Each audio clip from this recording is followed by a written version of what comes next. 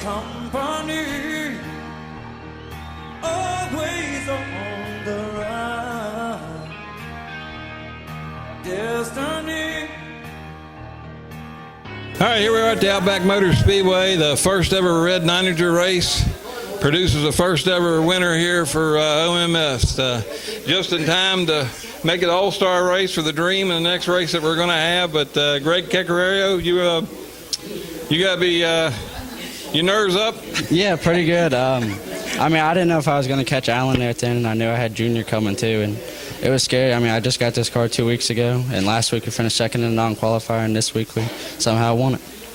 Well, I don't think you somehow won it. You ran a good race. You had to run down Allen, which had to finish out on the outside lanes. That kind of makes it tough, but you was on the outside lane too. You all was on the very two outer lanes trying to keep the other ones coming from getting you, but you run Allen down, you run him clean. You've been racing here for a while, but what's it feel like to get a win? It definitely feels good. It's definitely hard competition here. I never thought I'd get one, to be honest with you. And but if I wouldn't have got the roll on Dean and the B main, none of this would have happened. So, I mean, I think to him, he was a clean racer. He raced me clean and everything, and it was a heck of a night all around. Well, that's it. You come out of one of the hardest B mains there and coasted by to barely make it into the race. I don't think anybody's seen you beating Allen. I think it was solid looking for Junior to come back up through there, which he did. But you wouldn't go away. You just hung on and hung on. Yeah, I tried. Junior was definitely coming. I was worried about him. If it would have probably been another 10 laps, I think he would have got it. But thank God they were only 25. Well, but maybe don't win a race. You did what you had to do. You ran. I don't even think you had a wreck, did you? No, I didn't wreck one time. Yeah, I think you, Allen, and I don't know, quite a few of you, because y'all ran, I think it was 4. I had to go back and look, 4 to 5 segments straight through, never without a wreck. I mean, it was a fast-paced race. Yeah, definitely. It kills the power down a little bit when you keep going for long runs, but the more stops, the more power it seems you have. But we held on somehow. Well, you got to be proud. You're too young to remember Red Nininger, but I'm sure you've heard of Glenn Nininger and Nininger's Tire and Auto. Yeah. But you got to be proud. Red was an icon around this area for years and years, and Glenn's always been into racing. Glenn even raced a little bit himself, and really nice to bring him on as a sponsor. And one thing you can put in your hat, you're the first Red Nininger winner of a memorial race here at OMS. That's sweet, and I just want to thank them for sponsoring the race. I mean, without them, it wouldn't be possible. And like I mentioned, you're in the All-Star race now for feature winners at the Dream, so that'll be the next one up. So you're getting fast at the right time. Yeah, definitely. Hopefully we can get that $400 or $500 next week. All right, man. Well, congratulations. All right, thank you.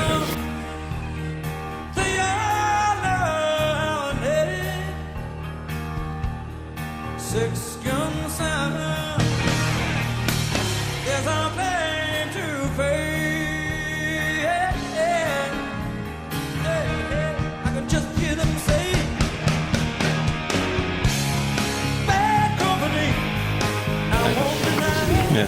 Hello, Hunter.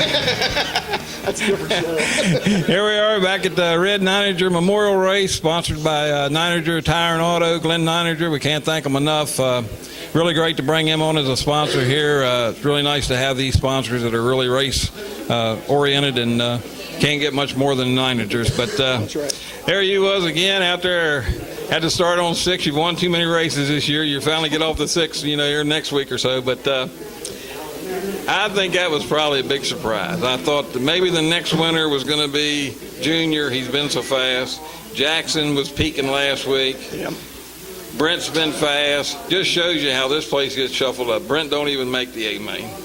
You take Greg Coast to make it into the A-main. Yeah, he made it just in barely. by a fraction of an inch. Yeah. And then comes up and wins the very first feature he's ever won. You hung on as best you could. Looked like he ran you fair. And, oh, yeah. And you can't win them all, like you said right. before, but right. you still second's your worst finish so far.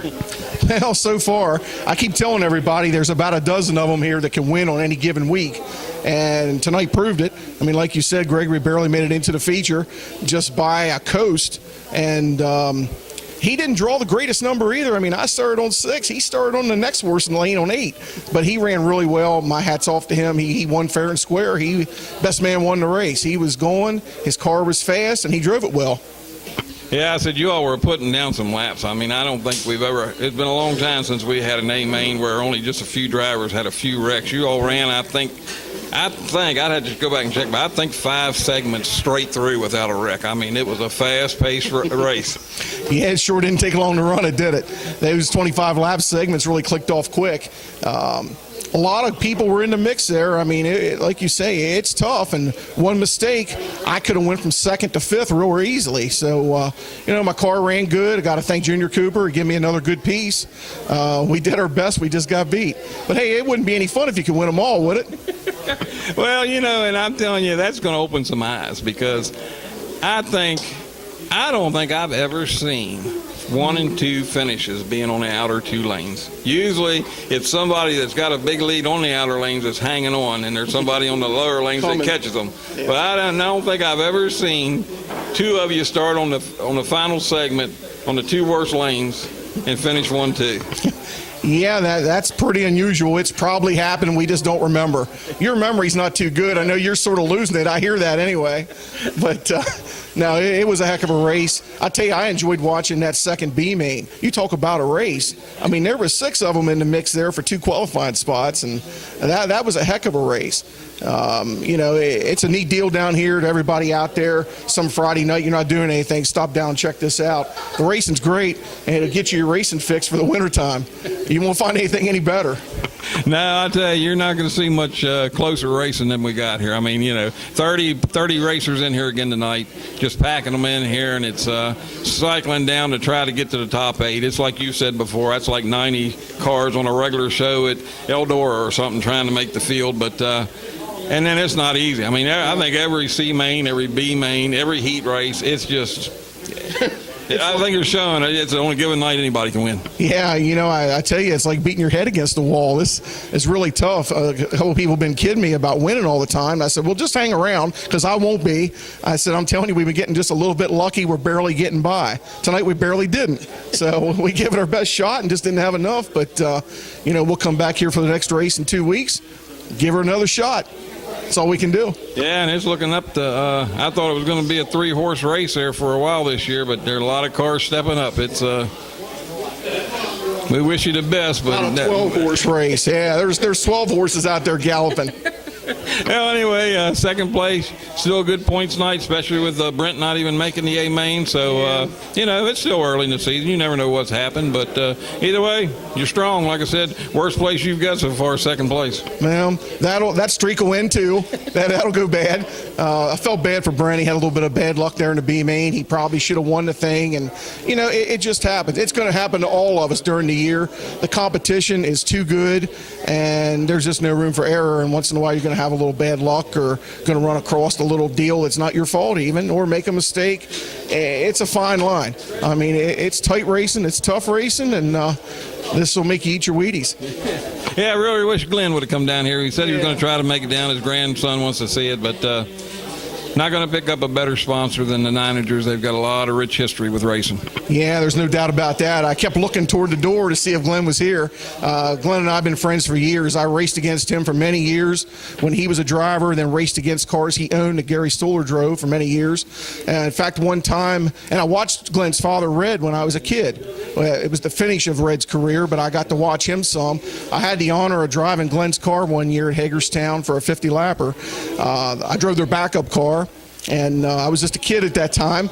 And I remember Red telling me, boy, he said, I think you got potential. If you'll listen to me, I'll work with you this weekend. I'm going to make something out of you. I remember saying, yes, sir. And I did everything he told me. If he had told me to drive out the gate and drive that race car home, I would have. And we led for 46 laps, and Nathan Durbrow got by me. But it was a real honor to drive their car and to run that well in it. And just to hang around Red Nininger, the legend that he was, for that entire weekend. That's something that stands out in my mind. I'll never forget. And, my father and Red were great friends. My father and Glenn were great friends, and Glenn and I have been great friends. So, and I know his son Glenn Jr. and the whole family. So, great people. I hope they can make it down to watch a race. Even though they're not sponsoring on one of the other weeks, they're welcome here anytime. Oh, absolutely. And we told him that. He said it might be tough tonight, but he was definitely want to get down here and see it. But anyhow, another great night of racing. There you go. Thank you, Tim.